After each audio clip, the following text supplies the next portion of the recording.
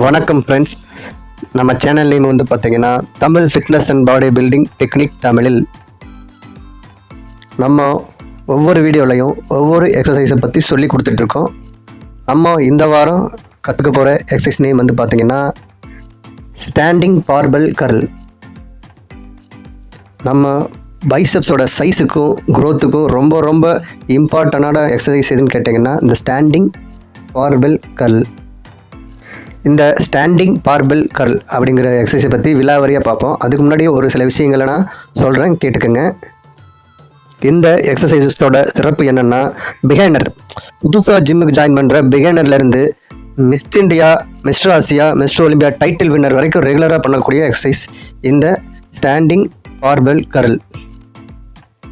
அவ்வளவு அருமையான எக்ஸசைஸுங்க இந்த ஸ்டாண்டிங் பார்பல் கர்ல். நம்ம பைசப்ஸோட திக்னஸையும் சைஸையும் ரொம்ப ரொம்ப பெருசாக மாற்றக்கூடிய வேறு எக்ஸசைஸ் எந்த எக்ஸசைஸும் பைசப்ஸ்க்கு இல்லைன்னு சொல்லலாம். அந்த அளவுக்கு இந்த ஸ்டாண்டிங் பார்பல் கர்ல் எக்ஸசைஸ் ரொம்ப ரொம்ப முக்கியங்க. நம்ம காலுக்கு எப்படி ஃப்ரண்ட் ஸ்குவாட் எக்ஸசைஸ் ரொம்ப ரொம்ப முக்கியமோ அதே போல் வந்து பார்த்திங்கன்னா இந்த ஸ்டாண்டிங் பார்பல் கர்ல் எக்ஸசைஸும் நம்ம பைசப்ஸுக்கு ரொம்ப ரொம்ப முக்கியமான எக்ஸசைஸுங்க. சரி வாங்க விலாவரியாக அதை பற்றி பார்ப்போம். செய்முறை விளக்கம் சொல்கிறேன். இந்த படம் போட்டிருக்கேன் பாருங்கள், இந்த படத்தை கவனிச்சுக்கோங்க.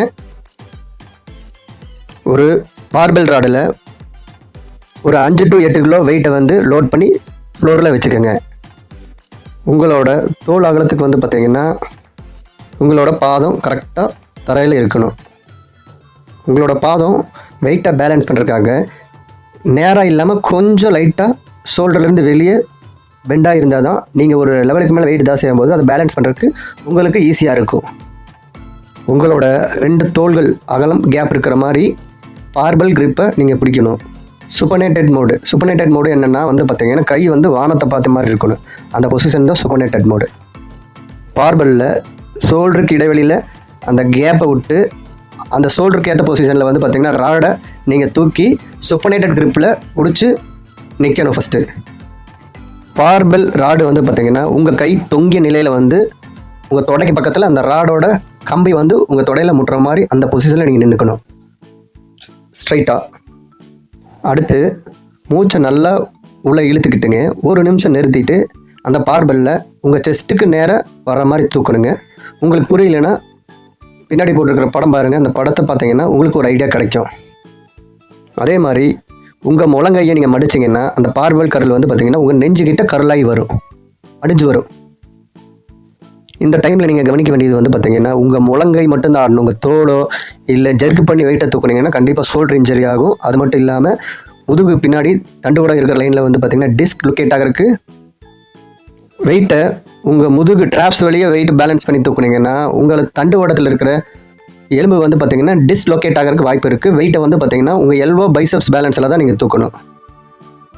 நீங்கள் இங்கே கவனிக்க வேண்டியது இன்னொரு விஷயம், செஸ்ட்டை பேலன்ஸ் பண்ணி தூக்கக்கூடாதுங்க. குமிஞ்சு அமுத்தி இறுக்கி செஸ்ட்டை பேலன்ஸ் பண்ணி கண்டிப்பாக தூக்கக்கூடாதுங்க. பைசப்ஸோட ஸ்ட்ரெச்சில் தான் இந்த வெயிட்டை நீங்கள் பேலன்ஸ் பண்ணணும்.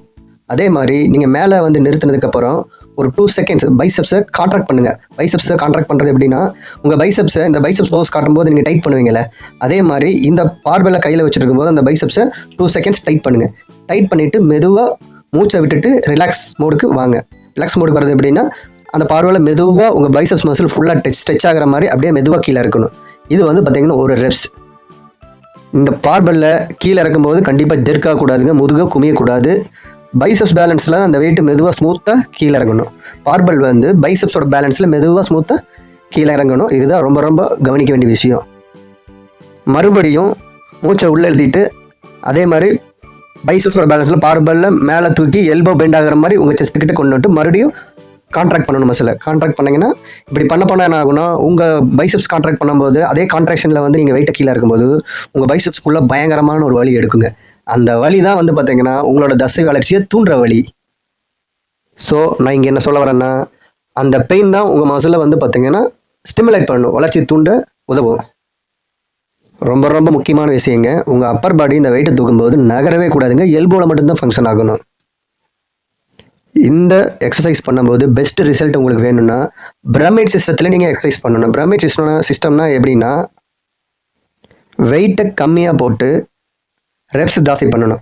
அதே மாதிரி வந்து பார்த்திங்கன்னா மறுபடியும் வெயிட்டை ஜாஸ்தியாக பண்ணும்போது ரெப்ஸ் கம்மியாக பண்ணணும்.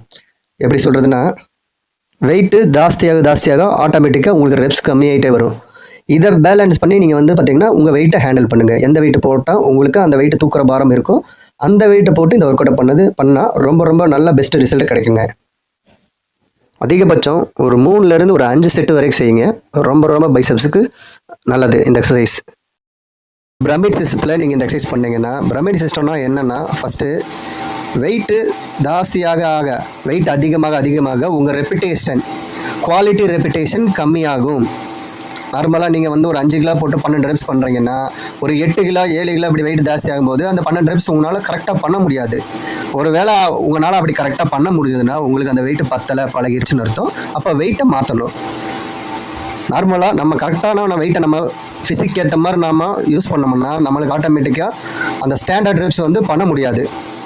எக்ஸாம்பிள் எப்படி சொல்லணும்னா, ஒரு 8 கிலோ வெயிட் போட்டு பார்வல் கர்ல் வந்து நீங்கள் வந்து 12 ரெப்ஸ் பண்ணுறீங்கன்னா, அதே நீங்கள் 10 கிலோ போடும்போது அந்த 12 ரெப்ஸ் வராது. ஒரு 10 ரெப்ஸ் தான் நம்மளால் பண்ண முடியும். இதுதான் பிரமிட் சிஸ்டம்.